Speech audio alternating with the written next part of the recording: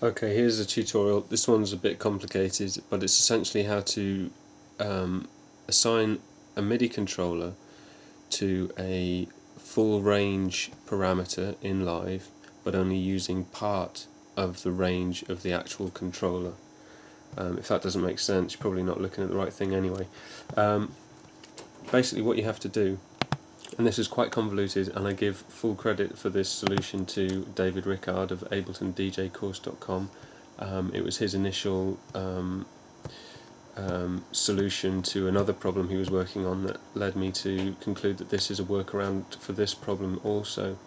There is a limitation to this in that the controller which you want to limit needs to be available in the MIDI effect, in the effects, audio effects or instruments area at the bottom of the screen here.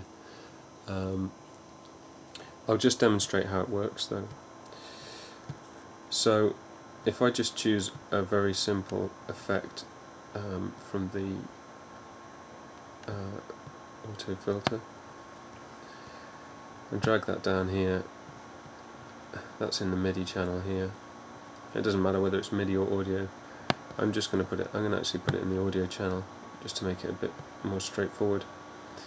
So now this is the auto filter.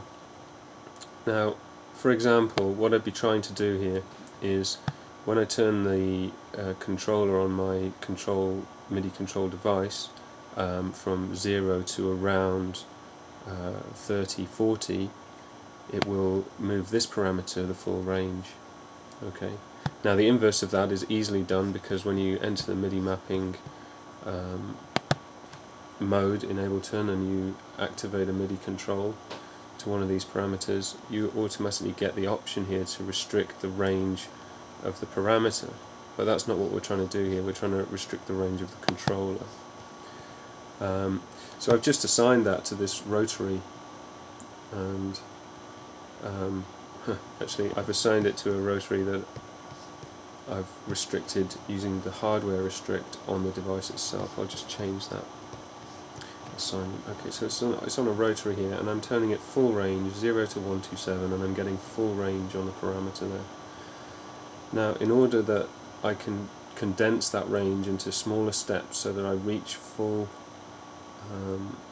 range of the parameter by the time I hit 30 or 40, I need to essentially make quite an extensive chain of effects. So I'm going to group this, Command G, or you can right click and group. I've done it twice.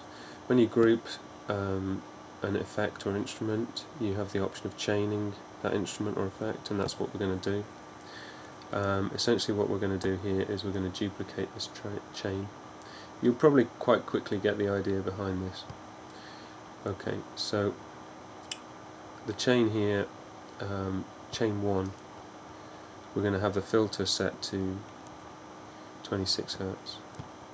Chain 2 here, we're going to have the filter set to, let's say, I'll do this manually actually, it'll be a bit easier. We'll do only a few steps for this example. Okay, I'm going to duplicate that again. There's a shortcut for that, Command D. And then the next one I'm going to give it a bit more. I'm going to duplicate that again, give that one a bit more, duplicate that again, give it a bit more, duplicate that again, give it a bit more. Okay, I'll go all the way. So now we have a number of chains here set up, steps effectively through that filter curve. Quite an aggressive step at the end there. Maybe I'll just reduce that a bit, add one more in, max it up. Okay, so as we go through those chains we can see the different steps. Great. Now we open the chain itself, and what we need to do is move each of these chains to somewhere within the range. Now, so say we're aiming for 40, and we've got 1, 2, 3, 4, 5, 6, 7 chains here. It's going to be about 5 each. So if we just expand that first one to around 4, move the second one, give that a, I'm going to do this approximately. You're going to get the idea by now of what's happening here, unless you're totally lost, in which case you're probably not looking for this technique anyway. As you can see, I'm spreading these notes now over the range, these effects, different filter cutoff frequencies across that range, 0 to 40. Now I'm going to hit my MIDI assign. I'm going to assign the chain to a rotary encoder here. You can see that's appeared in the MIDI mappings. Disable that.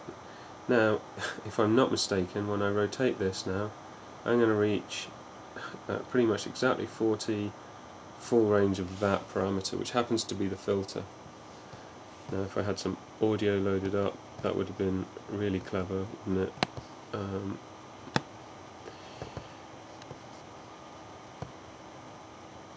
Okay, so we're just going to wait until this track here is loaded up.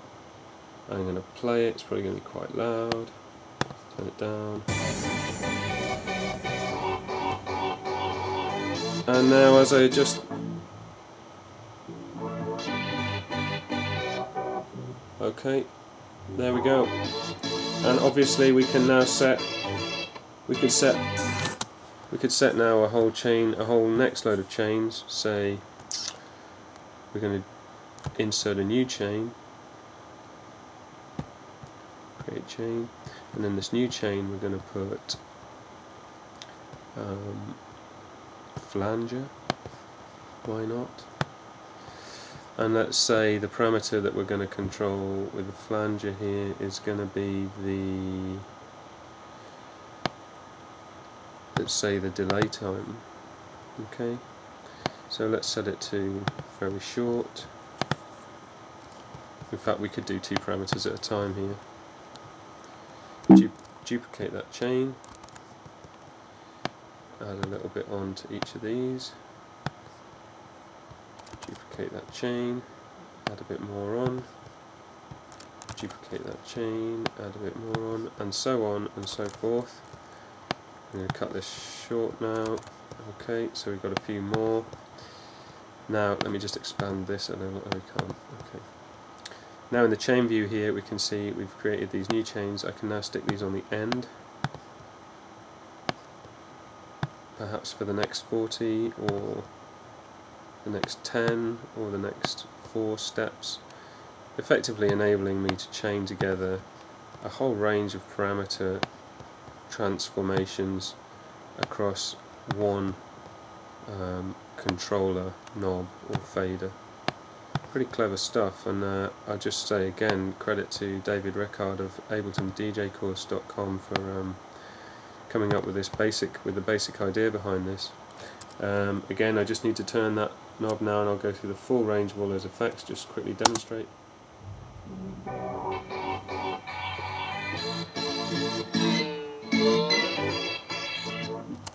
Okay, that's the idea. Hope you enjoy it.